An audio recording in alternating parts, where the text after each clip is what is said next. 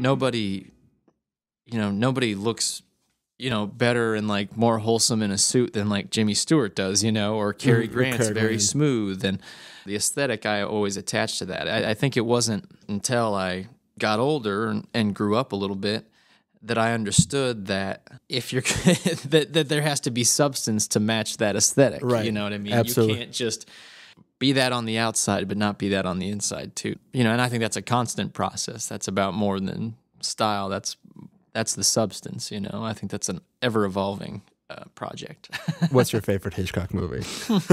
And I'm sitting here thinking about mine. I'm like, I can't even decide. Yeah. Well, it's funny. My favorite Hitchcock movie is also probably my favorite movie. Is Vertigo. Yeah, love Vertigo. Did you see The Artist?